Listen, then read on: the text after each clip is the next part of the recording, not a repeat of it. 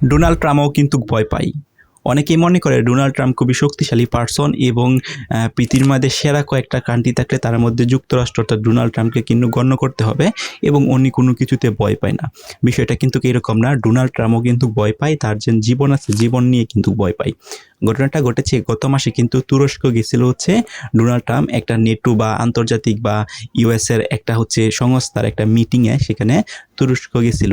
কিন্তু তাৎক্ষণিক একটা নিউজ পাই যে সময় ফিরবে তুরস্ক থেকে, তখন কিন্তু একটা নিউজ পাই যে ইরানের যে সৈন্যরা আছে তারা কিন্তু পরিকল্পনা করতেছে এই ডোনাল্ড ট্রাম্প যে বিমানে করে ফিরে আসবে সেই বিমানে হামলা করার জন্য। এমন অবস্থায় গোয়েন্দা তথ্যের ভিত্তিতে এই নিউজটা পাওয়ার পর ডোনাল্ড ট্রাম্প কিন্তু খুবই ভয় পেয়ে গেছে এবং ভয় পেয়ের কারণে তিনি কিন্তু যে বিমানে করে ফিরে আসার কথা ছিল যুক্তরাষ্ট্রে, সেখান থেকে কিন্তু তারা সেই বিমানে আসে নাই। তারা কিন্তু দ্রুতই হচ্ছে একটা প্ল্যান সাজায়। প্ল্যানটা হচ্ছে এইরকম, ওনাকে বহন করার যে বিমানটা ছিল সেই বিমানেই কিন্তু উঠছে। সবাই মনে করছে কি সেই বিমানে উঠছে, কিন্তু আসলে ঘটনা কিন্তু অন্যটা ঘটছে। যে এয়ারবেস বা বিমানবন্দরে উনি উঠার কথা ছিল, সেই বিমানবন্দরে যে বিমানবন্দর দিয়ে আসার কথা ছিল সেই বিমানেই কিন্তু উনি উঠছে, অর্থাৎ ওইখানে গেছে। বাট যখনই হচ্ছে এটার ভিতরে গেছে তখনই একটা সিস্টেমের মাধ্যমে উনি হচ্ছে এই বিমানটা চেঞ্জ করে ফেলছে, অর্থাৎ তাৎক্ষণিকভাবে আরেকটা বিমান আনা হয় সেখান থেকে বিমানটা সেখানে আনা হয় না, বাট সেই বিমান থেকে একটা কার্গো ট্রাকে করে, বাট বাংলা ভাষায় আমি যদি বলি সেটা ট্রাকের মতো নেই, সেটার মধ্যে হচ্ছে উনি ঢুকার পর সেই ট্রাকের মাধ্যমে অন্য একটা এয়ারবেস বা বিমানবন্দরে নিয়ে যাওয়া হয় ওনাকে, এবং পরবর্তীতে সেই বিমানে করে কিন্তু উনি দেশে ফিরে, যাতে করে কেউ বুঝতে না পারে।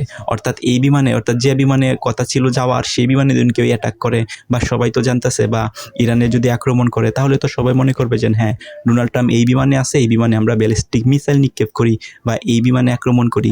কিন্তু আসলে এই ঘটনাটা ঘটে গেছে যখন বিমানে উঠছে, তারপর তাৎক্ষণিকভাবে একটা প্ল্যান সাজিয়ে তারা হচ্ছে এই বিমান থেকে ডোনাল্ড ট্রাম্পকে সরিয়ে অন্য বিমানে করে ওনারা নিয়ে আসে।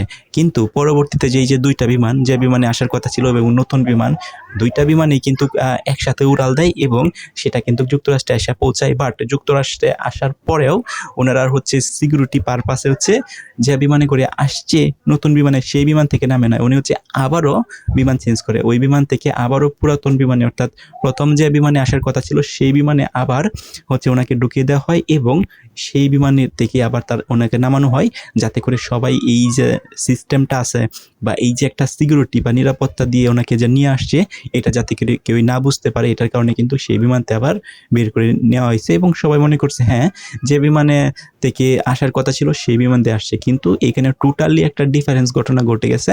পরবর্তীতে বিভিন্ন গণমাধ্যম বা আন্তর্জাতিক গণমাধ্যমগুলো আছে প্রথম সারির, সেগুলো গোয়েন্দার তথ্যের ভিত্তি করে কিন্তু এরকম যেন চাঞ্চল্যকর একটা তথ্য সেটা কিন্তু উন্মোচন করে দিছে সবার সামনে, এবং এটা জানার পর কিন্তু সবাই অবাক হয়েছে। এবং ডোনাল্ড ট্রাম্পের যে সিকিউরিটি সেটা কিন্তু অলওয়েজ, শুধুমাত্র যে কোনো দেশে না, যেখানেই যাক না কেন, ডোনাল্ড ট্রাম্পের যে সিকিউরিটি সিস্টেম আছে বা নিরাপত্তার সিস্টেম আছে সেটা কিন্তু খুবই মানে হচ্ছে স্ট্রং এবং শক্তিশালী।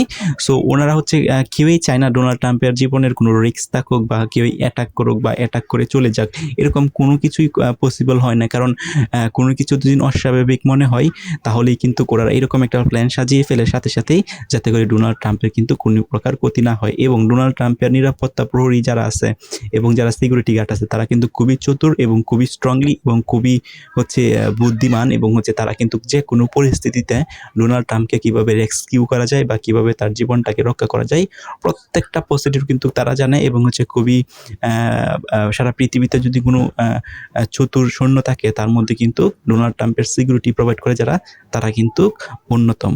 সো আপনাদের মতামত কি, কমেন্ট করে জানান।